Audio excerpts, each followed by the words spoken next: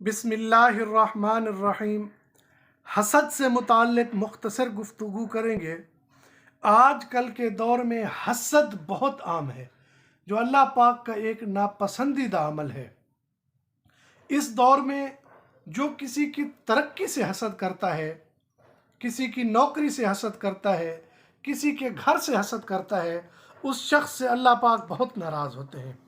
انسان خود بھی اللہ پاک سے جو ہے نا دعا کرتا رہے اور حاسدین کے شر سے، حسد سے اللہ سے پناہ مانگتا رہے۔ اس کے لیے قرآن پاک میں سورۃ الفلق ہے، جس میں واضح اللہ پاک نے فرمایا، نبی کریم صلی اللہ علیہ وسلم نے دعا مانگی، وَمِن شَرِّ حَاسِدٍ إِذَا حَسَدَ، کہ اے اللہ میں تجھ سے حاسدین کے حسد کے یا ان کے شر سے پناہ مانگتا ہوں۔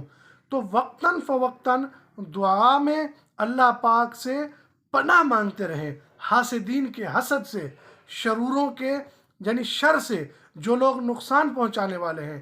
آج یہ مسئلہ بالکل عام ہے۔ ہر دوسرا انسان کہتا ہے جی بہت پریشان ہے جی، رزق نہیں ہے جی، نوکری نہیں ہے جی، رشتہ نہیں ہو رہا ہے جی، بہت پریشان ہے۔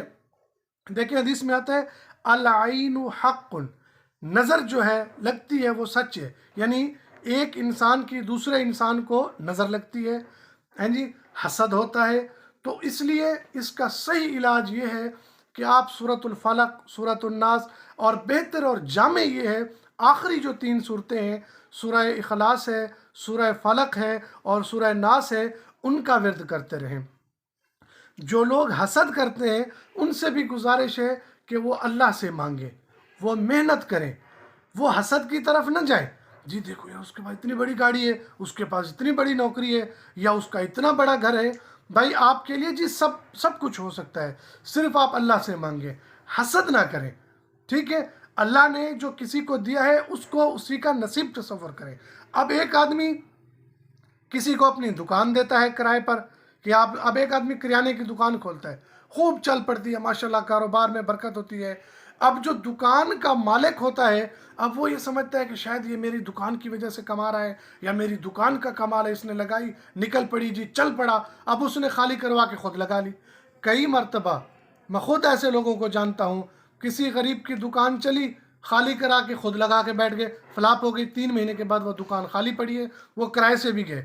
اس لیے آپ کی دکان میں کسی کا کاروبار چل رہا ہے تو اللہ کی طرف سے اس کا لکھا ہوا رزق ہے، یہ اس کی محنت ہے۔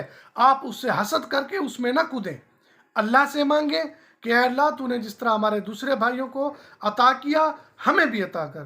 دعا ہے اللہ پاک ہم سب کو شر سے اور حسد سے محفوظ رکھے۔